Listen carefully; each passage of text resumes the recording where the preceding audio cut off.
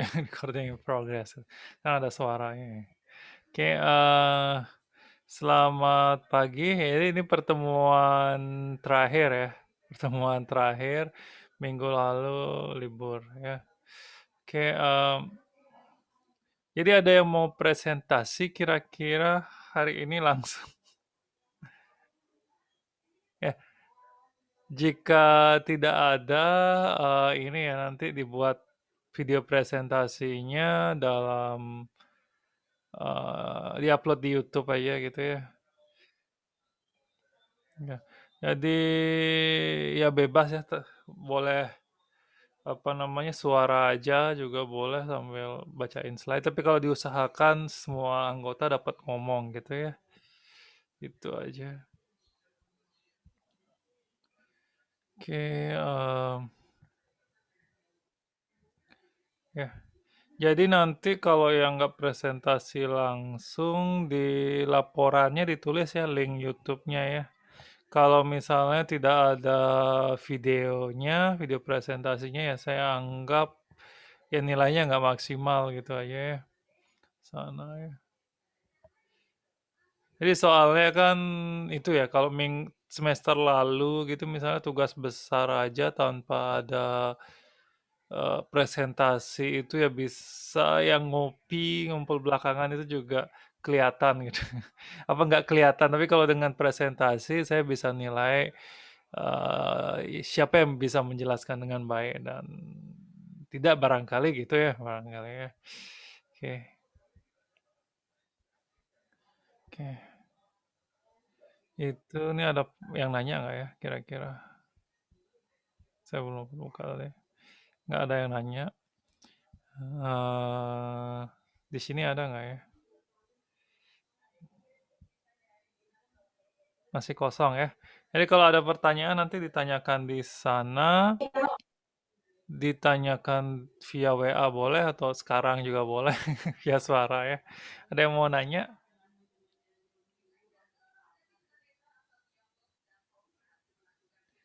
Ya, jadi sesuai RTM ini ya, untuk data saya bebasin aja ya. Saya bebasin aja untuk datanya, pakai data apa aja boleh ya. Pakai, ya intinya dari ini ya, saya nggak jadi akhirnya pakai yang pemrograman yang biasa. Karena nggak sempat juga banyak sekali kerjaan ya. Jadinya boleh tentang machine learning, boleh tentang computer vision, atau boleh tentang web scraping, yang mana aja boleh ya. Mana aja boleh, silakan dikerjakan ya. Dikerjakan berkelompok, terus dibikin penjelasannya gitu ya. Gitu. Dibikin video penjelasannya. Intinya bisa kalian pakai Zoom ini untuk ngerekam secara lokal ya kan ada tombol record di sana ya record untuk apa namanya record on lokal komputer itu ya yang dipilih itu bisa dah kalian ini ya ngerekam gitu. Ya kalau yang gratisan kan 40 menit lebih dari cukup ya maksimal malah saya bilang 15 menit jadinya boleh kok misalnya 5 menit aja gitu presentasinya ya. Jadi ngomongnya nge-rap gitu. Boleh ya. Boleh. Ya tapi kalau saya nggak paham ya ini apa namanya ini nilainya juga nggak maksimal kan gitu ya. Apa namanya ya gitu. Ya jadi maksimal 15 menit ya boleh kurang ya. Itu. Ya tapi ya 15 menit udah pas ya. Udah pas kayaknya gitu. Ya. Ya kan biasanya itu juga ya apa namanya kalau ikut konferensi atau apa gitu yang kurang dari 15 menit biasanya nggak diapa-apain gitu. Kalau yang lebih baru diapa-apain gitu kan biasanya. Jadi lama bukan bukan berarti bagus kan gitu. Dulu saya pernah nguji TA mahasiswa tuh ada yang 1 jam gitu ya. 1 jam. Ya ini. Dah kenapa nggak ada dosen yang nyetop gitu ya. Ujungnya dapat B gitu. Ya. Kayak lucu juga itu ya kasusnya. Kayak ya tapi bukan di Unram ya. Kayak itu ya. Eh, ada pertanyaan kira-kira tentang tugas besarnya?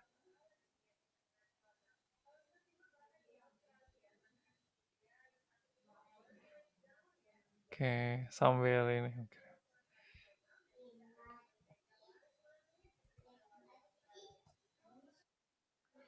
Oke, ya.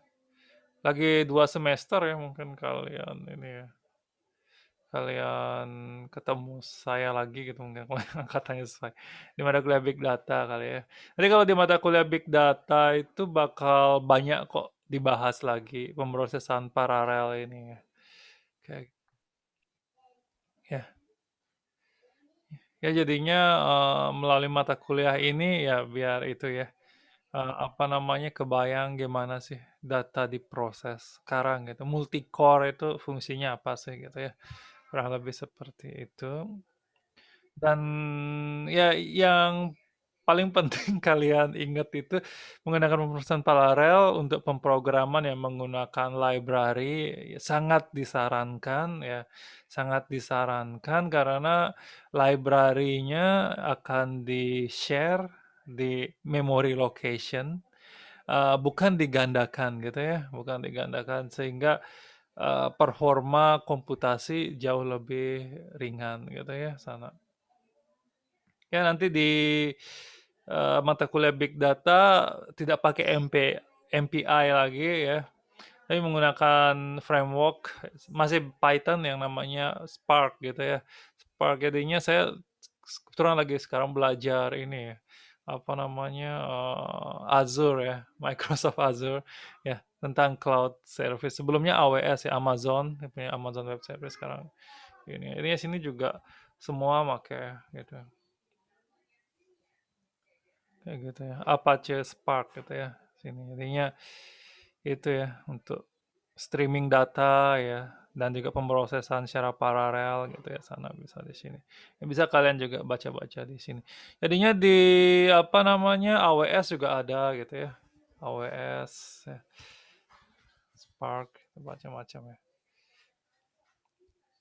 Baca Spark gitu ya. AWS juga ada. Jadinya di sinilah jadinya gini ya. Apa namanya bisa digunakan Python, Jupyter Notebook juga ujung-ujungnya yang dipakai di AWS ya.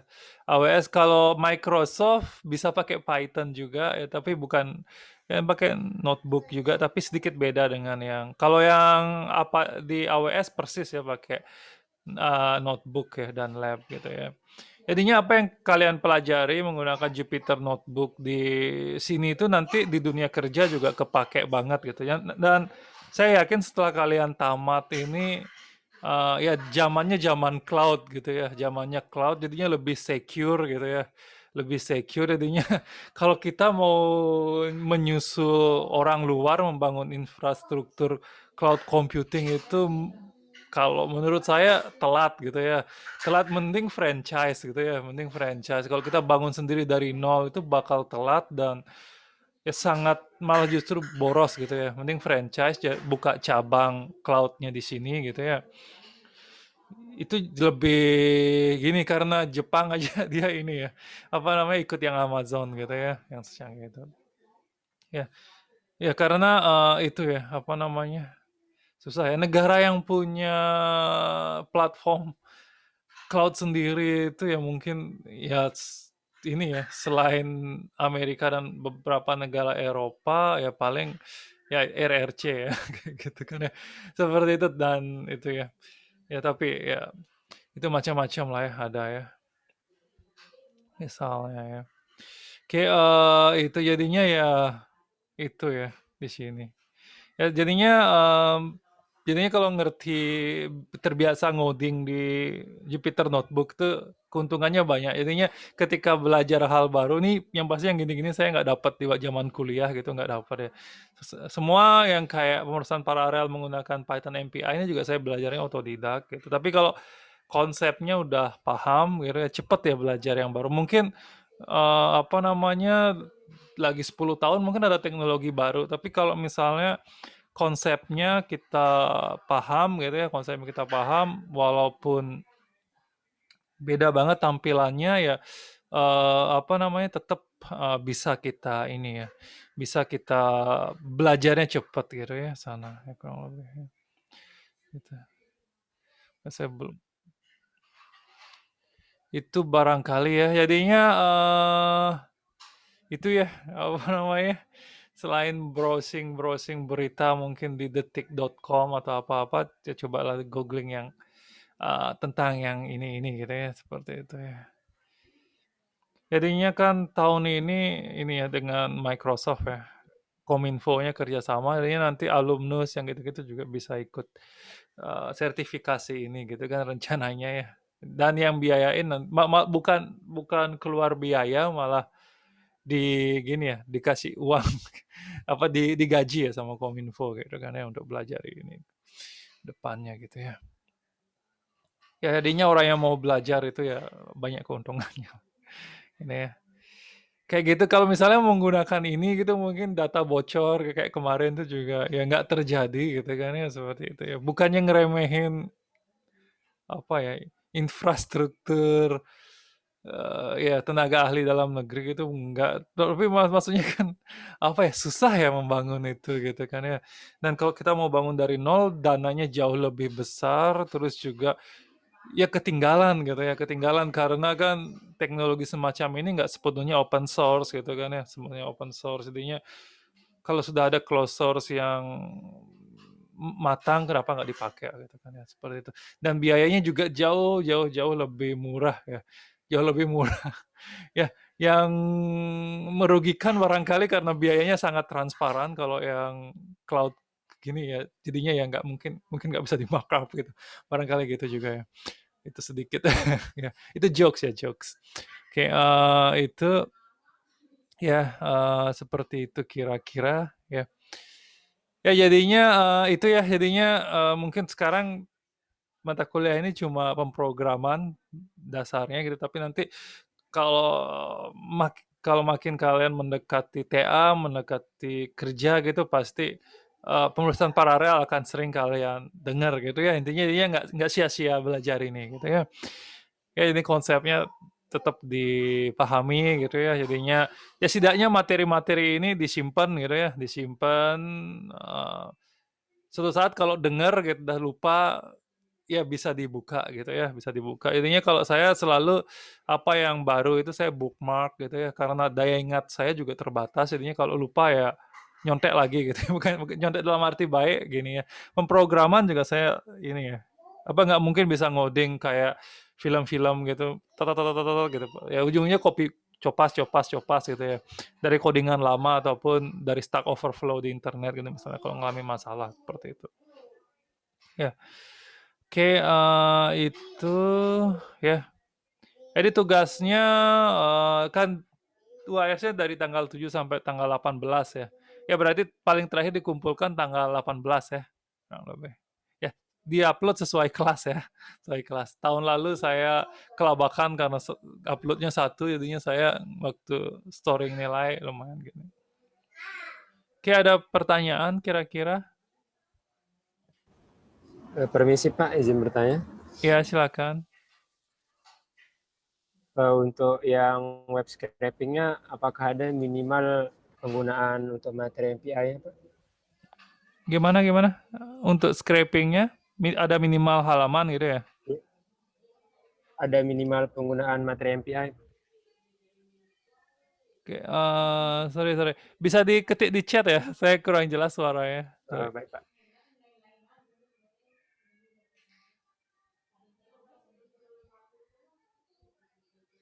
Minimal apa gitu? Saya nggak dengar ya. Kalau untuk scraping minimal halaman ya tidak ada ya, tidak ada.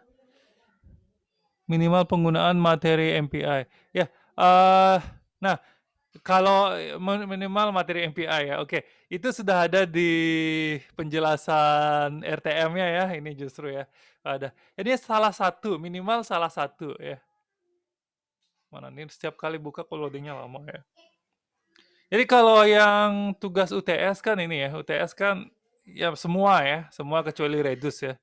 Redus, tapi kalau di sini ya untuk semua machine learning ataupun ini ya mana dia? Ya, ya masih memprogram dan ini ya berdasarkan yang dibuat ya. Oke, sorry sorry, bukan minimal satu, minimal dua ya, sorry, minimal dua saya ngerti. Mahasiswa membuat bagian pipeline atau topik yang dipilih wajib menggunakan minimal dua ya, minimal dua. Jadinya ya kalau tebakan saya yang paling banyak kepake kan ini ya, scatter ya, getter atau send and receive ya gitu ya, broadcast ya mungkin bisa juga ya, minimal dua ya. Jadinya, makin banyak dipakai, makin bagus juga enggak ya, makin bagus juga enggak. Jangan dipaksakan make banyak-banyak, yang penting penilaiannya sesuaian di sini ya, sana. Sama tingkat kerumitannya gitu ya kira-kira ya, sesuai tujuan. Ya, 20% tingkat kerumitannya. Intinya yang paling penting itu sesuai ya, sesuai alur pipeline dibuat, terus juga ini ya, apa namanya, pemrograman MPI-nya juga sesuai, yang penting gitu ya. Sesuai dengan tujuan ya. Jadi kalau misalnya tujuannya emang rumit dan hasilnya pipeline-nya rumit ya, nilainya juga plus gitu ya. Kerja capek kan dihargai. Itu barangkali ya, ini minimal dua ya, minimal dua. Yang dipakai fitur MPI-nya ya, itu ya. Minimal Baik Pak, dua terima ya, kasih. dua. Oke. Ya. Sudah menjawab ya? Sudah Pak, sudah Ya, oke terjawab. ya, minimal dua ya. Jadinya ya itu ya, ini bisa pakai send and receive. Kalau send and receive ya jadi satu ya. Send and receive ya. Jadi satu kurang lebih ya. Itu ya. Ya scatter getter reduce gitu ya misalnya. Ya, jadi banyak sekali kan di contoh yang saya upload di Brajah itu download gambar gitu udah ada gitu ya. Misalnya gitu ya. Udah ada juga ininya misalnya apa namanya? Ya banyak yang bisa dikerjakan di sana ya, download semua link yang ada di sana gitu misalnya ya. Kalau cari di halaman YouTube-nya saya juga ini ya, apa namanya? Contoh web scraping di Detik juga ada gitu ya. Detik juga ada, tinggal search saja web scraping gitu ya sana ya. Saya kok lupa terus. Ya, kayak gitu ya. Ada lagi pertanyaan kira-kira? Suruh ini susah sekali ya. Kalau dari rumah ini susah sekali dari noise ya. Noise anak-anak ya. Oke, oke, ada lagi pertanyaan? Ya, ya. Jadi apa namanya, kalau ada silahkan ditanyakan di sini ataupun ditanyakan di apa namanya, WA ya, mana aja boleh ya.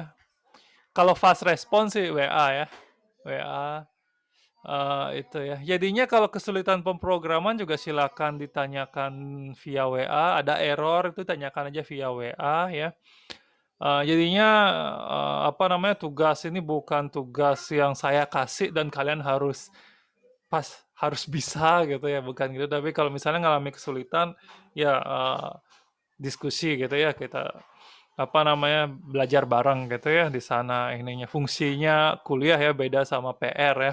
PR ini bukan PR tapi ini pembimbingan gitu kan ya, modelnya itu. TA juga sama nanti seperti itu. Harusnya bukan cuma nyoret-nyoret, tapi jika kesulitan ya dibimbing, namanya pembimbing gitu ya, bukan penguji gitu kan. Seperti itu kira-kira ya. Jadinya beda ya, kuliah zaman dulu dan zaman sekarang tuh beda gitu ya. Ya zaman susah udah lewat gitu. Kurang lebih ya. Oke. Ada lagi pertanyaan kira-kira? Oke, kalau tidak ada saya cukupkan sekian ya. Jadinya ini pertemuan terakhir ya. Pertemuan terakhir jadinya ya, sampai jumpa di mata kuliah yang lain ya. Saya nggak mau ketemu orang yang sama di mata kuliah yang sama. Karena pemrograman paralel kayaknya saya akan ngajar terus yang ini ya. Kayak itu. Oke ya. Jadi itu ya, sampai jumpa di mata kuliah semester depan ya. Semester depan saya nggak tahu ngajar apa. Yang pastinya ngajar big data, itu aja yang paling pasti saya ngajar. Yang lain mungkin tergantung nanti apa yang available ya. Antara automata ya, terus aplikasi, oh ya, big data dan aplikasi IoT itu pasti. Tapi aplikasi IoT kayaknya kalian masih jauh ngambilnya ya, karena mata kuliah pilihan ya. Ya, sama data mining juga ya, itu juga ya. Oke, itu saja barangkali, ya sampai semester depan ya.